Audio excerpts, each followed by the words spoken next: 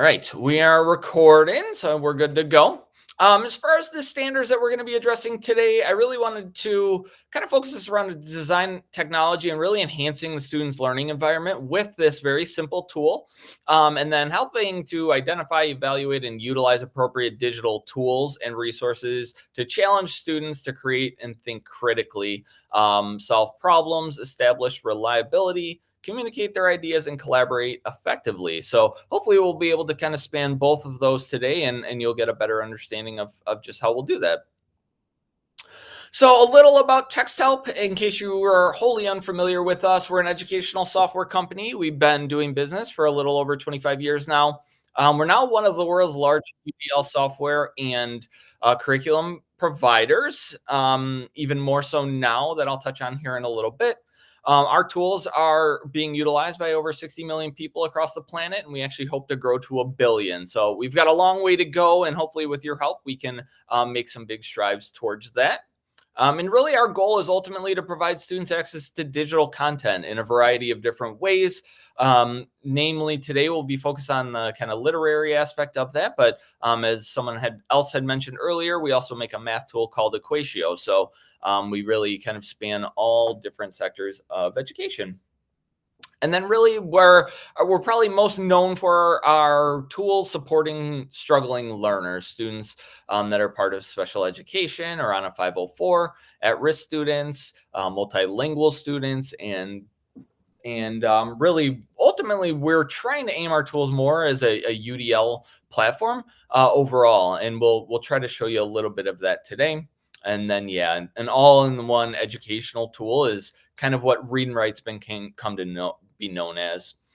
One of the questions that comes up relatively frequently, and why I included this, is kind of who else is using these tools? Who else might we know? You know, if my kid moves districts, will he still have access to these tools? The great news is we are involved with many of the largest districts in the state, as well as some of the universities. So even when students graduate from Buncombe, from whatever district you may be headed to, knowing that the students will be able to have access to these tools in post-secondary as well, should be pretty reassuring for everyone. We're also more and more involved in workplace, having signed major contracts with Amazon, UPS, Accenture, and EY. So even after college, students may still have access to these tools, and they're just continuing to grow in acceptability in the workplace. And then late last year, or actually later this year, we're going to be joining forces with a company called N2Y, who is a curriculum company. Some of you may be familiar with them already. They're probably most known for their products, News to You, which is sort of a periodical for struggling readers, as well as ULS, or Unified Learning Systems, which is a curriculum product. So we're very excited about it. Certainly keep an eye on our website if you need curriculum products or curriculum specifically for special ed.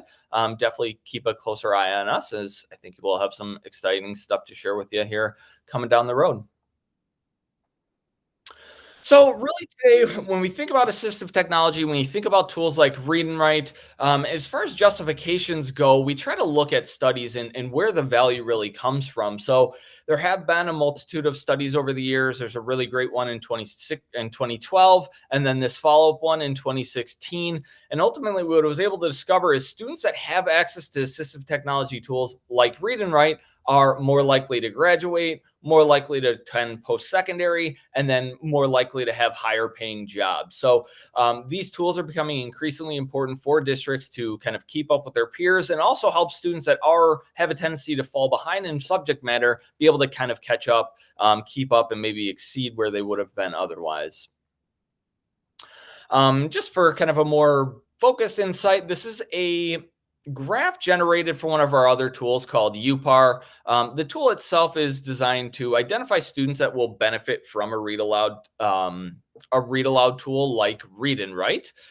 So what this graph is ultimately showing, though, and keep in mind this is this data is from 2021, but this here shows that of the roughly 23,000 students that were in Buncombe at the time, there were roughly 11.8 of those students were reading below grade level. We're not actually getting to grade level when taking comprehension exams. And we could show with our tool UPAR just how many of those students may actually benefit from a read aloud tool. Now, keep in mind, this is just an estimate based on patterns we've been able to discover from UPAR using it across the country. But with that tool, we were able to identify 7,000 students could not only get to, but exceed grade level. So these are all students that would have otherwise been reading below grade level in the district, that with the help of Read and Write, we can get to grade level or above. And then another 2,000 students that would see an immediate at least one grade level improvement. So these are all students that, maybe otherwise would have been in a struggling reading course or maybe had focused reading practice. Instead, you could put them in a general ed classroom, give them grade level content and know with confidence, as long as they have Read and Write, that they can understand the content and get through it. So just providing some more context for why you may want to consider using Read and Write. We also have a variety of other tools that I've mentioned already. Today, our primary focus is going to be on Read and Write, but if you have other needs, if there's other things you need to be able to do in the classroom to help students get access, definitely take a look at some of our other products. But really, we want to focus on the big tool today, and that is Read and Write. So Read and Write is a Google Chrome, Microsoft Edge extension or an iOS app. So the tool can basically work on any device and browser. And really, it's just a simple download, and you can turn the tool on and start engaging with it right away. Tends to be pretty simple. I'm going to kind of walk you through all the basics today, but once you get students set up on here and running, they're usually kind of ready to go on their own. But a little bit more on Read and Write here. So this is the toolbar you will see when you turn on Read and Write, running horizontally across the screen here. You can see a variety of different functions within the toolbar. We have text-to-speech. We have the ability to provide dictation anywhere. We have different prediction and dictionary tools available. And then a variety of study and research tools allowing you to highlight text directly on a page and then capture that text. And then some really nice translation tools for your multilingual students. And then finally, this screenshot reader here is going to allow you to have access to inaccessible PDF documents, images, or video files. So it'll actually allow you to read stuff that maybe otherwise wouldn't be able to by some other tools. Read and Write's going to work basically anywhere. We try to highlight Google and Word docs. As far as writing goes, you can use it on web pages, Google Forms, and web forms, as well as PDFs, especially with our tool Orbitnote, which is the companion app that comes automatically with Read and Write. There are a variety of ways you can modify the toolbar. So going within the actual options menu, you can change the rate, speed, and pitch that Read and Write will read to you. You can modify languages. You can modify different profiles so that if you have a multilingual student, maybe they want one toolbar set up in Spanish, one set up in English, just gives you a lot of flexibility to get the environment set up in the way that best suits your own needs. And then a big core of what we're going to be doing today is utilizing the highlighter tool. So I just wanted to highlight those again. With the highlight tools, we can go into a web page, highlight individual words, and then extract those words into these really nice vocabulary lists that can function not only as a kind of a baseline vocabulary list, you could very easily modify them into being a new worksheet or a new quiz for students. And we're really going to kind of dive into that a little bit today. So before we actually go into the application, I want to do a quick overview of the tool itself. So for those of you that have done so already, if you've downloaded Read and Write, you can go ahead and find a website. Any website will work. I found a nice one on Taylor Swift here, since that is the kind of theme of the day. But you're welcome to go out and find an article of your own. So let me go ahead and reshare here. Share. Admit. There we go. Okay. So if anyone doesn't have Read and Write installed already, I think Beth just linked it again, perhaps. Yeah, she did. I'm going to go ahead and throw it in because I think someone else just joined. Go ahead and download the extension. And I shared this wrong, so I'm going to have to share a different way. Hold on. There we go. Okay, so for those of you that have downloaded the tool, you should see it in the upper right corner of your web browser. If you're not seeing it there, check inside the puzzle piece icon. You may see it listed in there. I always recommend pinning it to your toolbar using this little pin icon. So clicking on that, you should see it show up at the top there. Also in the chat for us here is the free for teacher link. This will give you basically indefinite access to the tool. So I recommend go ahead and if you haven't filled that out already, head to, I'm going to drop it in again.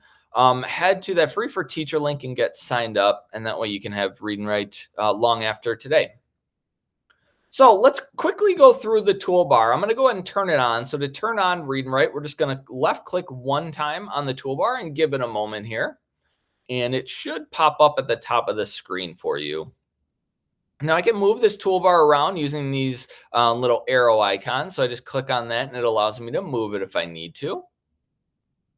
Now, to begin, we're actually going to skip this first one. This is our prediction tool. We're going to go into Google Docs for that one. But so to begin here, we're actually going to start with the second one over, which is our hover speech tool. So anyone following along, feel free to utilize this now. Keep in mind, it is going to read text for you. So you'll probably hear some kind of multi feedback audio here. We're going to go and click once on hover speech. And then I just take my mouse and hover wherever I want it to start speaking for me.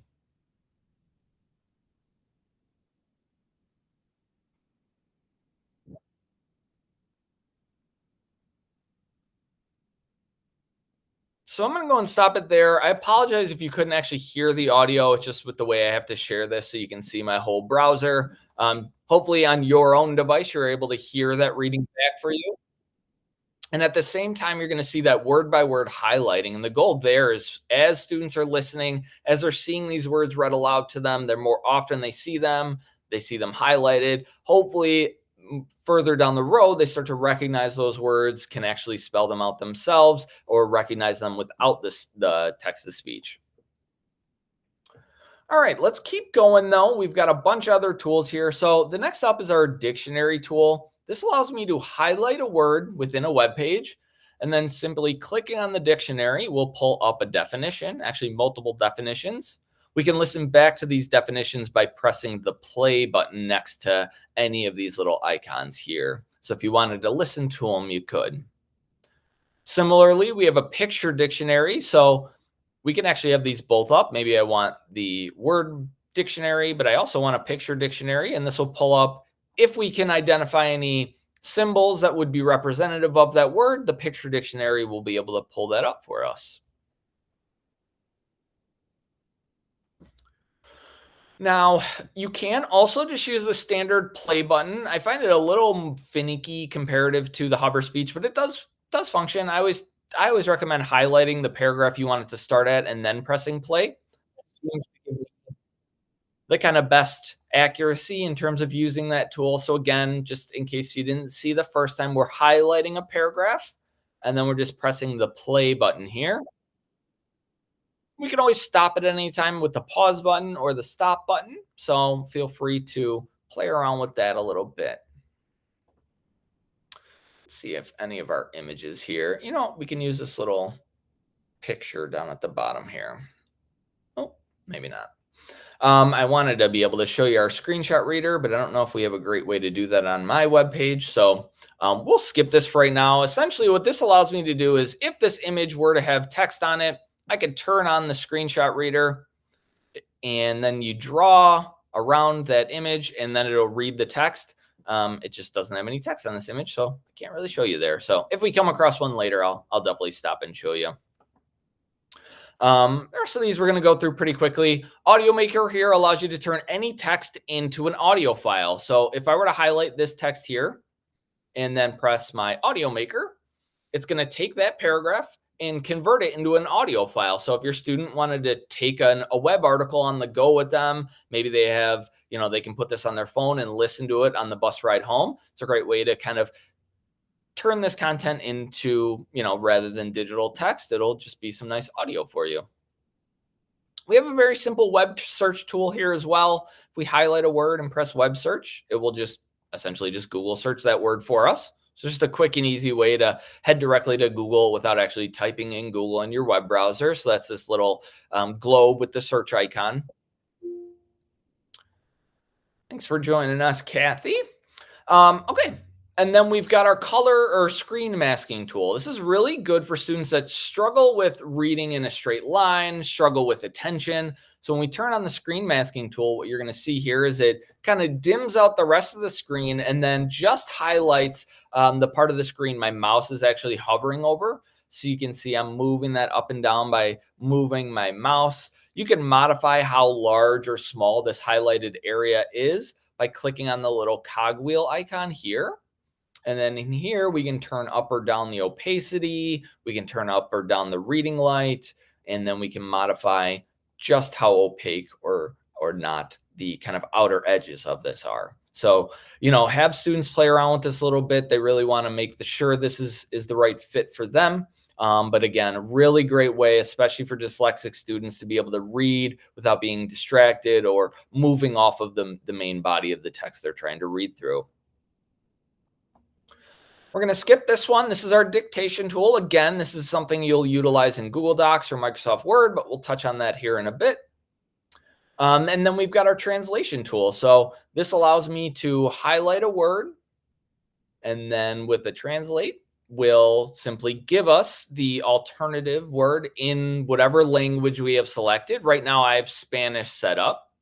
So to enable languages, to change your language, all we're going to do is go into the settings menu. So to get into the settings menu, it's going to be the three dots on the right-hand side of your toolbar here.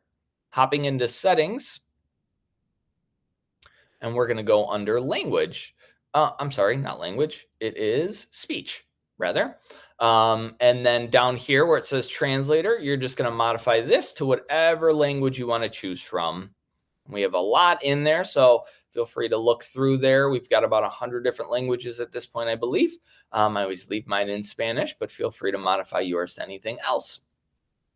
For those of you that are pretty familiar with Read and Write already, I want to touch on this because these are brand new. So I mentioned this briefly before, but we do have profiles in here now. So you could set up multiple different profiles. Maybe you wanted one toolbar was entirely in English, one you wanted was entirely in Spanish. Maybe you wanted one that will translate into French for you. You could set up these multiple profiles and then just quickly switch between them depending on what you're doing and what you're working on.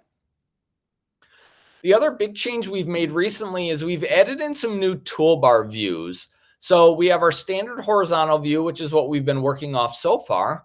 But some students might actually, looks like I'm freezing here a bit. Hopefully my device starts working. There we go. So we now have the ability to turn on a vertical toolbar. So maybe you find the horizontal toolbar just takes up too much screen space. You can modify it so it now runs vertically on the right-hand side of the screen here.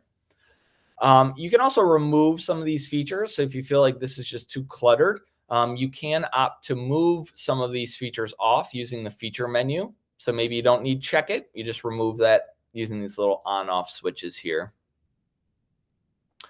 And then finally, we have a new writing mode, which I'll show you when we get into Google Docs as well. But effectively, it makes it so it's just a word prediction tool and nothing else. So it's just a way to kind of modify the view, the way the toolbar looks based on the student's need and what they prefer. Okay, and then we've got our highlighters. So these are pretty simple. While we're on a web page, we can simply go through any word that we highlight with our mouse. We can then click on the highlighter to change the color on the web page. You can see here, I'm just going through and kind of choosing words at random at the moment. But we'll go ahead and just grab a couple here.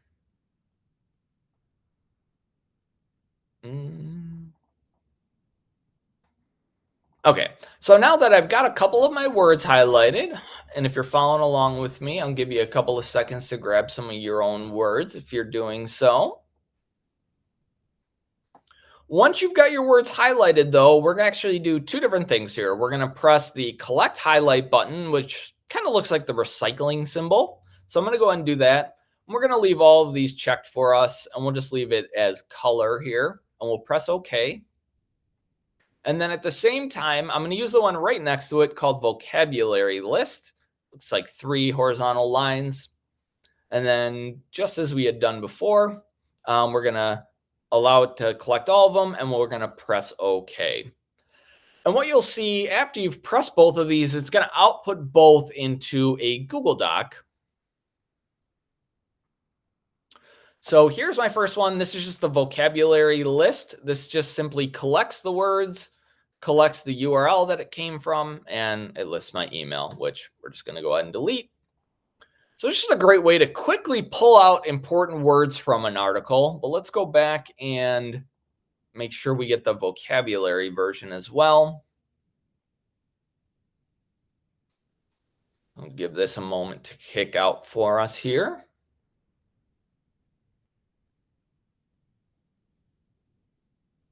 It's going to go. It's really struggling on me today. Let's try it. There we go. So this vocabulary list is probably my favorite. I just think it gives you so much flexibility in what you can do and really creates its own little lesson in and of itself. But what you can see here is it's pulled out all of those words. It's giving me the word, the definition, some symbols representative of that word, and then a nice open kind of vacant space that we can do a whole lot of things with. We could have students, write this word in a sentence or rewrite a paragraph using this word or tell me more about this word. So there's a lot of different fun ways you could play around with these. But ultimately, it's just a great way for students to build their own study guides, help prep for essays or exams, and really kind of leveraging this tool in virtually any classroom. So that's going to be the core of the study tools there. There's a couple other key features, though, that I want to point out while we're in here. So I'm going to go back over to my other Taylor Swift webpage, and we're just going to show a couple other features here. So we have Rewordify, which is one of my favorite tools. When we click on Rewordify, you'll see my screen go gray ever so briefly. And then as we look through the article, it's a little tough to tell with this font, but a number of words have now been italicized. So the first one I noticed was achievement. So when I click on achievement, I can get a simplified version of that word or a rewordified version of that word. And in this case, it actually turned it into a whole phrase. So if you recall, the original word was achievement. And the simplified phrase that it's giving me in place of achievement is an action of accomplishing or completing something challenging. So the goal of Rewordify is not necessarily to remediate these words. It's to provide the students a more common alternative to what otherwise could be a less common word. So here's another example. I can see the word consecutively. For a fourth grader, maybe that word would be really challenging. So we try to give them an alternative. And in this case, the alternative is one after the other. Much simpler.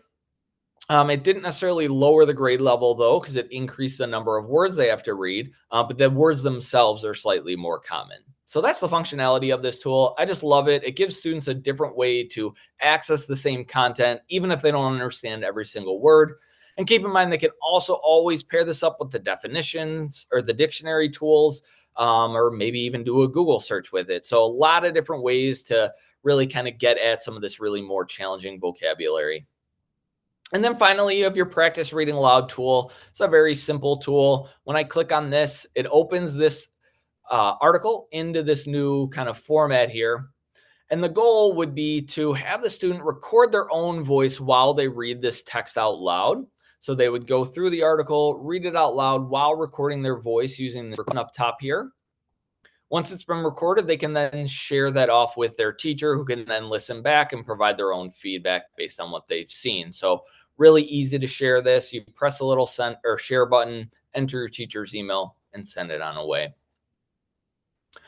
Okay, I have a feeling we're going to just straight up run out of time here. So I'm going to try to breeze through this last bit here. I want to touch on one major update that we've done recently, and that is with our word prediction tool. So I'm going to go back over to my Google Doc. If you still have your vocabulary list, you can head on over to there or just open up a new Google document, and we're going to turn on prediction. So if you've used Read and Write before, this should look relatively familiar, but it is pretty fundamentally different. Uh-oh, what's happening here? It's not wanting to work for me. Don't know why. Oh, there we go. Okay, let me zoom out a little bit so you all can see this. So we've recently completely overhauled our word prediction tool, improving its accuracy and its ability to predict words that students might be trying to spell. So I'm just going to make some space here. So if you haven't used word prediction for, it's a pretty simple concept. Essentially, it's going to provide me a bunch of words, and then I can select these words out of the word prediction box in one of two ways. I can click the number key associated to the word. So in this case, if I wanted the word week, I would press 2 on my keyboard, and it will, oh no, why? Well, it's supposed to place it. I don't know what's happening today, guys. I'm sorry. I may need to do a little update in between this little session. Hopefully it's working on your devices. I'm not quite sure what the problem is here. Theoretically, I should be able to press my keyboard and have week placed. Alternatively, I can't always click on these words. So if for whatever reason it's not working for you the same way mine is, feel free to just click directly on the word prediction and you can still utilize it that way. You'll also notice as you're actually typing words here, those words are all going to modify based on what you've typed and based what's already on the page. So it's really looking for the context of what you've already written versus kind of where you're headed, and then makes educated guesses off of that. Now, what we've also done is added in a new topic dictionary. This allows you to further increase the accuracy of this word prediction tool. So when I click on this, I can come in here and I can type in basically any topic. You may find that some topics just don't come up, but for the most part, you should find just about everything you need. For this example, I'm just going to turn on plant cells since I already have it in here. And what this is going to do, back into my word prediction box, if I were to type a word that was associated to plant cells, let's say photosynthesis, if I type P, H, by the time I get to PH, that's 2 letters into a rather lengthy word. You can see photosynthesis is already showing up in my word prediction box. If I hadn't set that up as a custom topic, the likelihood I get the photosynthesis that quickly is fairly low. So it's a great way to kind of tailor the word prediction tool to work for you better. So if you're writing in a particular subject matter, I always recommend go out and see if you can find a subject set up in this topics dictionary, and it'll just increase the accuracy of this word prediction tool, further reducing the number of keystrokes students would need. Okay, so I don't know if we'll have time to do this. I really wanted to give you all the opportunity to kind of play around with read and write all on your own. So I've designed this activity. We'll see how it goes. So let me outline what I want you all to do, and we'll see if we can make this work. So I've demonstrated some of the read and write tools and how they function so far. And what I want you to do is kind of really to put this to work. And in order to do that, what we're going to have you do is go out and look up Taylor Swift lyrics, your favorite song. Maybe you've heard of a song before. If you don't know a song title, I can certainly give you one. I also grabbed this. Let me grab this. This was just a website I found. It has tons and tons of her lyrics on there. So I'll go ahead and drop this in chat. So feel free to utilize that website. You can also just use a simple Google search as well, though. And what I'd like you to do is find your favorite song. And then what we're going to have you do is highlight keywords within that song, words that are meaningful to you, words that are impactful for you within that song. So we're going out, we're finding those song lyrics. We're then highlighting those song lyrics using the tools that I had just demonstrated for you with Read and Write. And to kind of make this a little tougher on you, I would like you to try to categorize these as best you can. So we're going to have you do verbs in yellow, nouns and pronouns in green, adjectives in blue, and adverbs in pink. Ideally, we'd like you to get 3 in each word category, but since we're a little short on time here, if you can do 1 of each, all the better. And then what we're going to have you do is gather those into the vocabulary list that we had showed you before. So I'm going to give everyone maybe 5-10 minutes here. Let's say 7 minutes, just to see if we can't get to the second part of this activity. If all we were able to do is get the vocabulary list, though, I'll be happy. So again, in case anyone is kind of struggling to follow along, step 1, go out and find some Taylor Swift lyrics on a Google search or in the article I just dropped, or the webpage I dropped in chat. You're going to use your Read and Write toolbar to highlight key or important vocabulary within that song, maybe that's representative of that song or just gives you the mood of the song, whatever it may be, however it's meaningful to you. And then we're going to try to categorize those using verbs, nouns, adjectives, and adverbs by color coding them: yellow, green, blue, and pink. I'll try to leave this up on the screen so you all can see that. And then our next step is going to be to turn that into a vocab list. And then the final piece of this, hopefully you're all working through this and can kind of listen to me as I'm describing this, but the next step of that is going to be having you write your own poem using those vocabulary that we gathered. So a lot to get done. I think we only have until 45 after, I believe. So we may have to cut this short at some point, but hopefully we can get through a lot of this. And if anyone's struggling, maybe some of the tools aren't working, feel free to ask. I'm happy to help. Maybe I have the full hour. Trying to check now.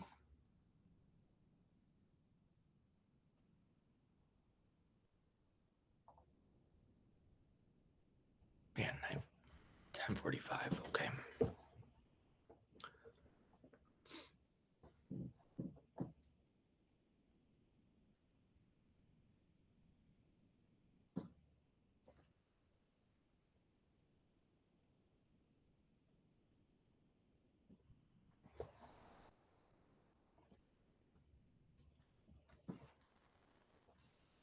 Need like mood music or something, I think.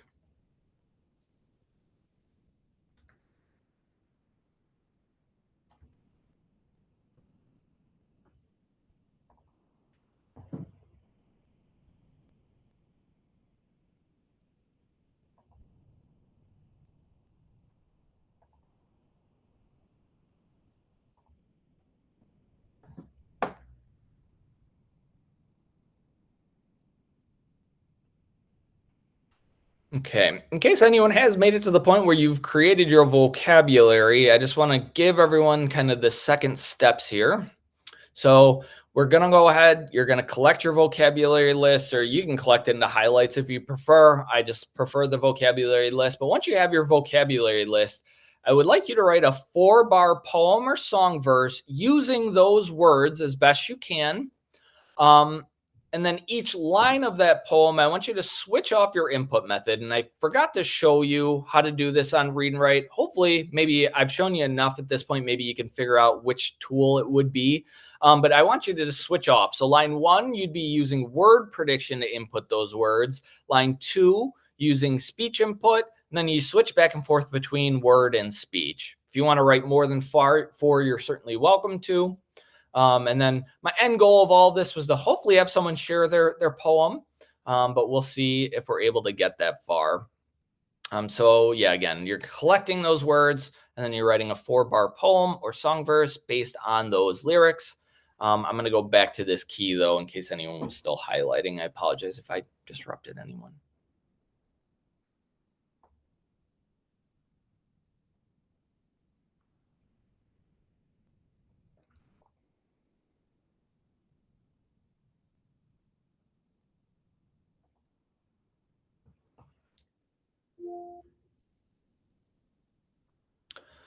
Hi, Patty. Thanks for joining us today. I know we had a bunch of folks ended up having to join a bit late here. So if anyone would still like to follow along, if you're joining late, you should be able to download the tool we're utilizing today called Read and Write from the Google Chrome store. I'm going to drop that in chat for everyone.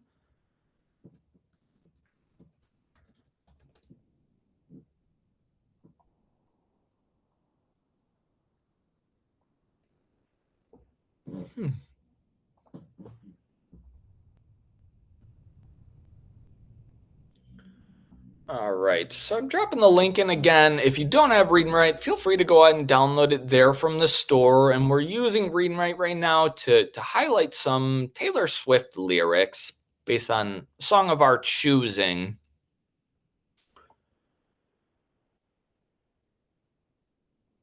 And if anyone has managed to actually finish, yeah, if they could let me know, just so I have a general sense of where the room is at.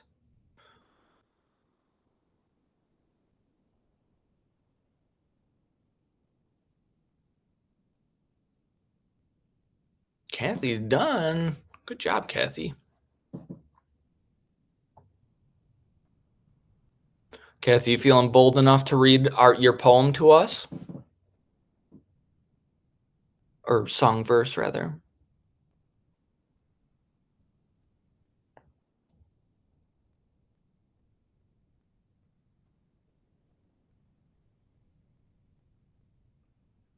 No? Okay, that's all right.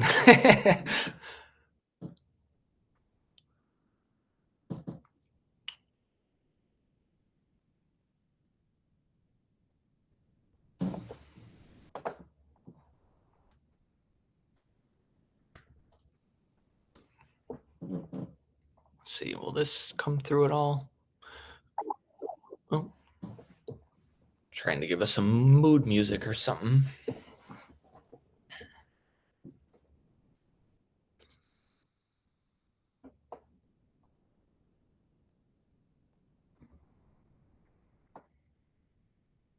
And also anyone joining that joined fairly late, the tool we're talking about today, Read and Write, is also entirely free for teachers. So you can go to the link I'm dropping in chat now. In there, you'll find a form. You can fill that form out and basically have Read and Write indefinitely. So I strongly encourage that, especially if you're working with students that could benefit from a read aloud tool or translation tools. Lots of great stuff. And if you missed the earlier portion of this where I actually did go over the toolbar, we will have a recording for you as well.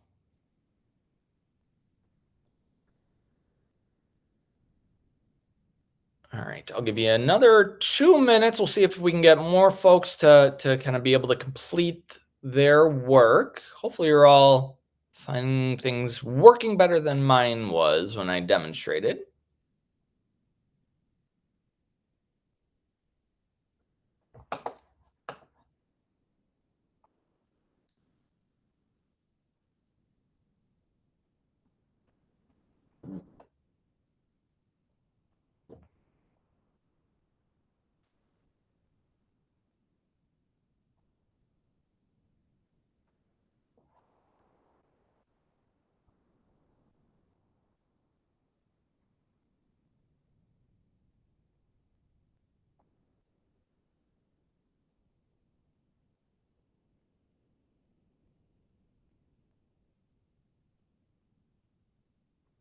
All right, one more minute and then we'll wrap this all up for us.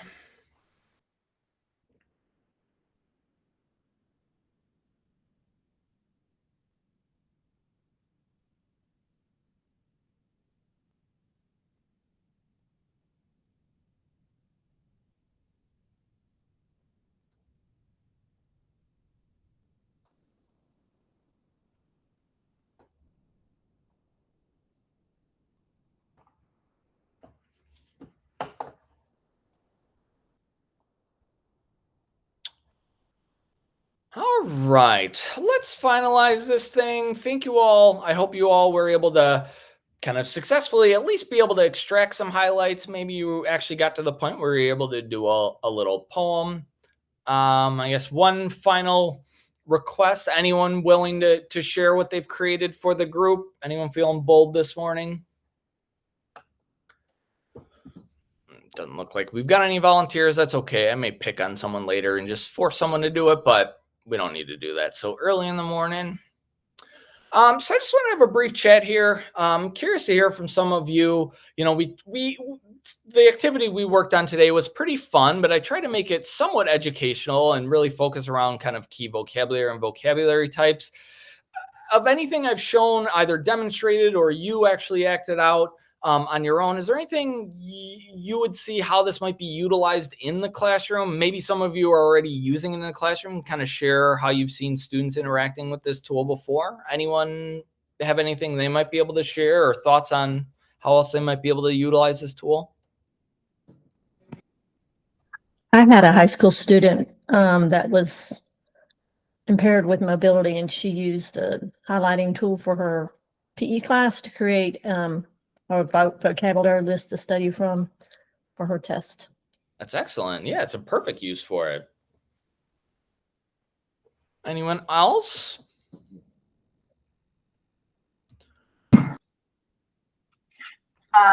I'm a math teacher, but I'm also a technology coach. So I don't use this particular one in my room a whole lot, but I have helped other teachers use it in their room. I've seen a lot of ELA teachers use this, helping with their research papers.